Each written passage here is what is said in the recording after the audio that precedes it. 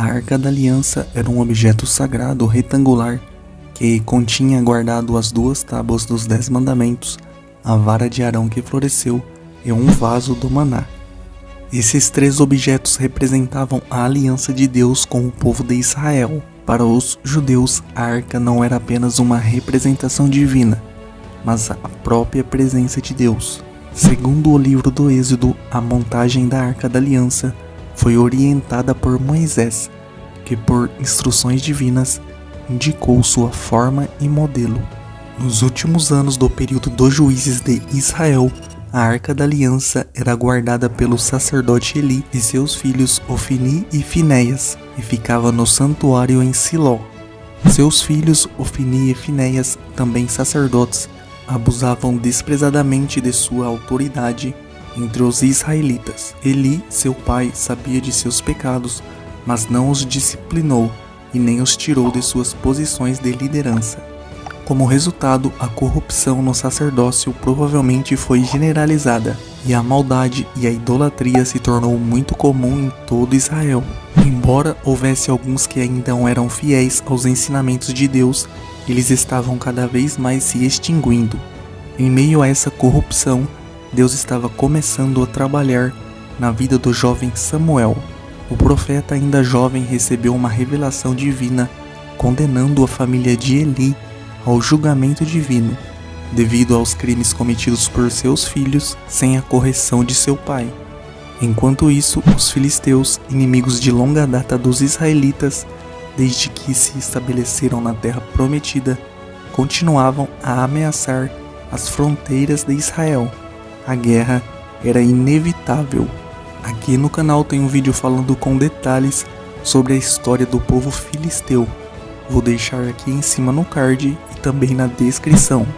O fato é que os filisteus eram uma ameaça constante à soberania israelita na terra prometida. Eles foram o primeiro povo da região a produzir grandes quantidades de armas de ferro, mais resistentes que as de bronze que eram usadas pelos israelitas. O poder militar dos filisteus era bem mais desenvolvido em relação ao do povo de Israel. Quando os filisteus atacavam, os arqueiros davam cobertura à linha de frente. As flechas eram letais mesmo quando atiradas a 500 metros de distância. Dizem alguns historiadores que o estilo de luta dos filisteus era um tanto caótico. Faltava-lhes organização, mas eles não demonstravam ter nenhum medo da morte.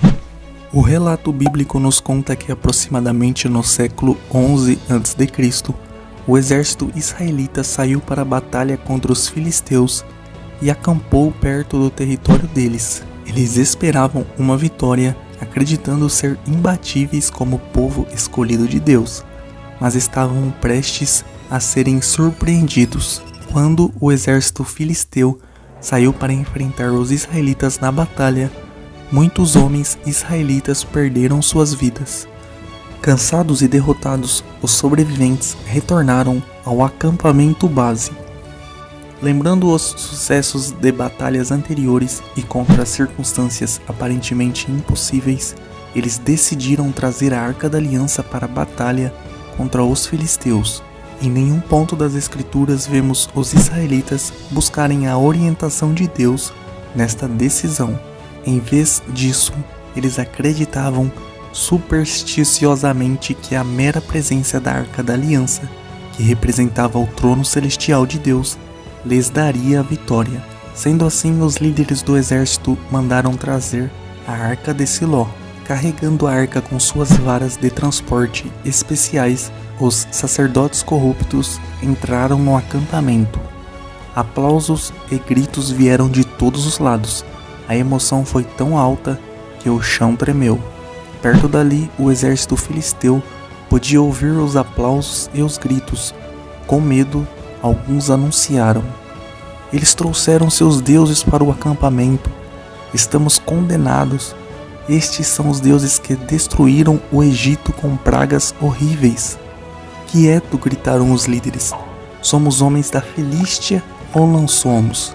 Somos guerreiros preparados para a batalha. Se não derrotarmos os hebreus hoje, nos tornaremos seus escravos. Então sejam homens, lutem." com fé em suas habilidades, os filisteus atacaram Israel. Eles atacaram com tanto poder que os israelitas, desmoralizados, fugiram para suas tendas de batalha, tentando escapar. Os filisteus os perseguiram e cerca de 30.000 soldados israelitas foram mortos. Os 2 sacerdotes corruptos, Ofni e Finéias, também foram mortos, cumprindo a profecia de Samuel sobre os filhos de Eli. Naquele dia, a arca de Deus foi capturada e passada para a posse dos filisteus como um troféu. A notícia da captura da Arca da Aliança foi um choque tão grande para Eli que ele caiu da cadeira e morreu. Enquanto isso, a esposa de Finéias, sua nora, morreu no parto ao ouvir a notícia, dando à luz a Icabode, cujo nome significa "foi-se embora a glória de Israel". Os filisteus tomaram a arca como despojo de guerra e a levaram ao templo de Dagon em Asdod. O relato bíblico conta que a simples presença da Arca da Aliança naquele local foi o suficiente para que coisas estranhas ocorressem. Por 2 vezes a cabeça da estátua de Dagon apareceu cortada. Em seguida, moléstias, tumores especificamente, além de um surto de ratos, teriam assolado a população de Asdod, inclusive príncipes e sacerdotes filisteus, o que fez com que a arca fosse transportada para Ecrom, outra cidade filisteia. Porém, a população local reagiu negativamente à sua presença e a enviou de volta ao território de Israel numa carroça. O tempo de permanência da arca na Filístia teria sido de 7 meses. A carroça puxada por vacas parou em Bet-Semes, onde foi recebida por um certo Josué. Alguns betsemitas, movidos pela curiosidade, olharam para o interior da arca e morreram instantaneamente fulminados. Em seguida foi transportada para Kiriat-Jearim, onde ficou aos cuidados de Eleazar por 20 anos.